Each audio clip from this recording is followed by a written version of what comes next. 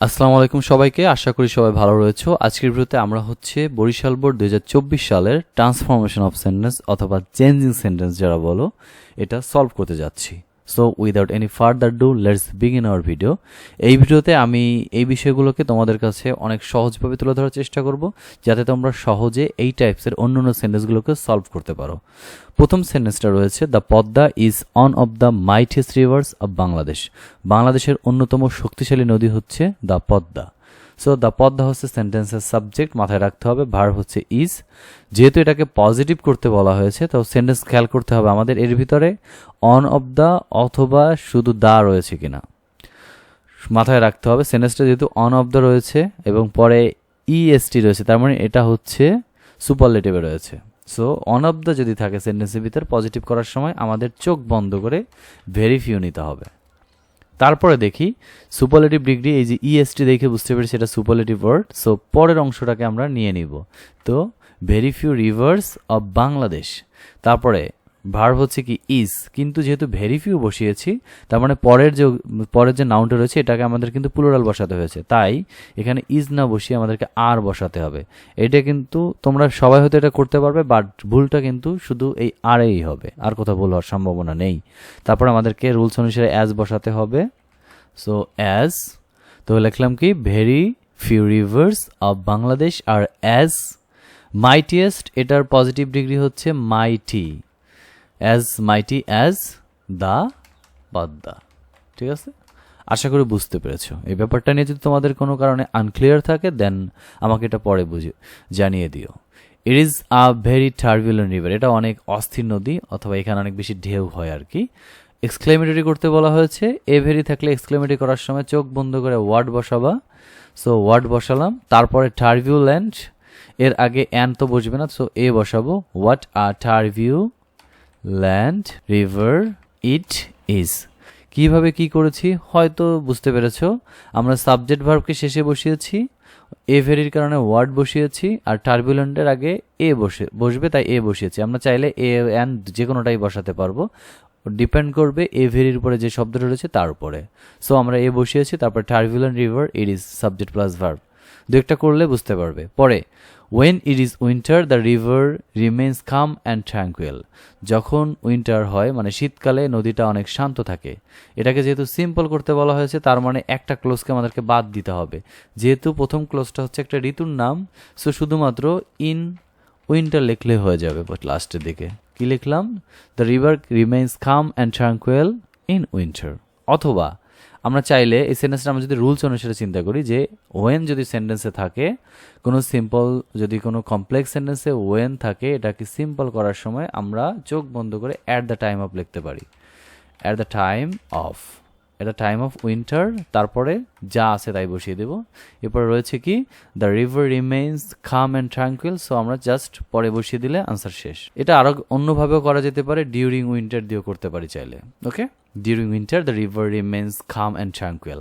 Number D, but during the rainy season the river assumes a terrible shape. এটাকে আমাদেরকে compound করতে হবে।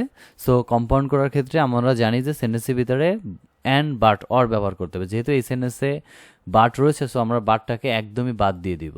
So পরের অংশটুকু দেখি, during the rainy season the river assumes a terrible shape. সেন্টেন্সের during রয়েছে প্রথম দিকে, সো আমরা জানি সিম্পল করার সময় at the time of, during এগুলো বসাই, কমপ্লেক্স করার সময় ওয়েন। কিন্তু এগুলোকে যখন আমরা কম্পাউন্ড করব তখন একটু কমপ্লিকেটেড একটা বিষয় ঘটে, সেটা হচ্ছে যে আমরা শেষের অংশকে আগে নিয়ে নিব। The river assumes a terrible shape and, যদি দো বা অল দো থাকতো সেক্ষেত্রে আমরা এখানে বসাতাম বাট, কিন্তু আর যদি ইফ এর পরে নেগেটিভ সেন্টেন্স থাকতো অথবা আনলেস থাকতো তাহলে বসাতাম অর। যেহেতু এরকম কিছুই নেই, সো সেন্টেন্সে সরাসরি অ্যান্ড বসিয়ে দিব। The river assumes a terrible shape and it, এই রিভারের প্রোনাউন হচ্ছে ইট, এটা করে ইট ডাজ, সো এটা করে during the rainy season.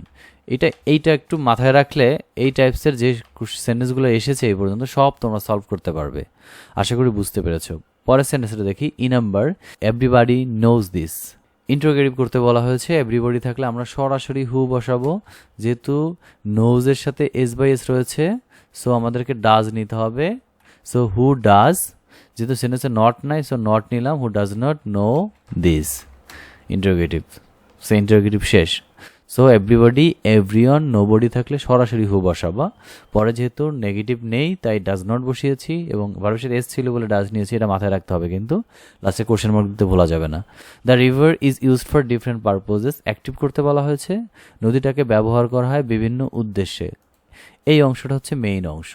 The river is used for different purposes, কারা ব্যবহার করে? অ্যাক্টিভ করার সময় অবশ্যই আমাদেরকে সাবজেক্ট খুঁজতে হবে, যেহেতু সেন্টেন্সের ভিতরে কোনো সাবজেক্ট নাই, সো আমরা চাইলে উই বা পিপল নিতে পারি। সো যেহেতু অ্যাম ইজার প্লাস ভি3 থাকলে আমাদের ভার্ব সবসময় ভিওনে বসাতে হয়, সো আমরা বসালাম উই বা people use the river for different purposes.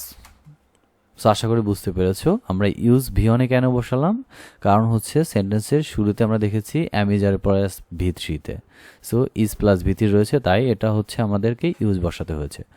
পরেরটা number G, as our farmers uses its water for irrigation purpose they can grow plenty of crops, compound করতে বলা হয়েছে। সো সেন্টেন্সের ভিতরে অ্যাজ রয়েছে, অ্যাজ, সিন্স, বিকজ, ওয়েন, এগুলো থাকলে শুধু মাঝখানে অ্যান্ড বসালে সেন্টেন্স শেষ। সো আমরা শুধু কি করব, আমরা এখানে আওয়ার ফার্মার্স যা রয়েছে শুধু অ্যাজটাকে বাদ দিয়ে দিয়েছি, কারণ অ্যাজ হচ্ছে কমপ্লেক্স সেন্টেন্সে থাকে, আর যেখানে কমা রয়েছে শুধু এখানে অ্যান্ড বসালে আমাদের সেন্টেন্সটা কম্পাউন্ড করা শেষ। আশা করি বুঝতে পেরেছ।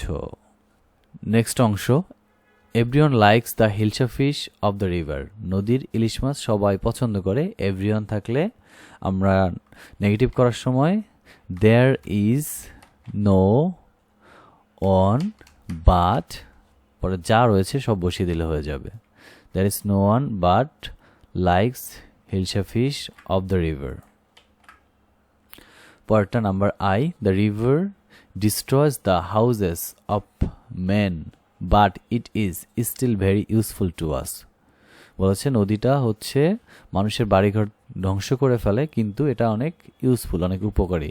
যেহেতু এটা কমপ্লেক্স করতে বলা হয়েছে, এই বার্ড যুক্ত সেন্টেন্সগুলোকে কমপ্লেক্স করার সময় শুধুমাত্র প্রথমে দো বসালে সেন্টেন্স শেষ, দো বা অল দো বসালে সেন্টেন্স শেষ। তাহলে আমরা এখানে বসাবো হচ্ছে দো, দো the river destroys the houses of men but, so শুধু বাটের জায়গায় আমাদেরকে কমা বসাতে হবে। সো আমরা চেঞ্জেসগুলো কী কী নিলাম, একটা হচ্ছে বাটের জন্য আমরা দো বসালাম কমপ্লেক্স করার সময়, আর যেখানে বাট ছিল সেখানে শুধু আমরা কমা বসিয়ে দিয়েছি, আর কোনো চেঞ্জেস ছিল না। নাম্বার যেই, so we should save this useful river, আমাদের এই নদীটাকে সেভ করতে হবে। সো যেখানে রয়েছে সো বসাবো, যেহেতু ইম্পারেটিভ করতে বলা হয়েছে, আর সেন্টেন্সের শুরুতে সাবজেক্ট হচ্ছে উই। যদি ইউ বাদে অন্য যে কোনো সাবজেক্ট থাকে এবং এটাকে ইম্পারেটিভ করতে বলে, সেক্ষেত্রে আমাদেরকে সবসময় লেট নিতে হবে, এবং উই এর অবজেক্ট হচ্ছে আস, তারপরে যে মডাল ভার্বটা রয়েছে এটার কোনো প্রয়োজন, এটা বাদ দিয়ে দিতে হবে। সো লিখলাম কি, so let us save this useful reverse.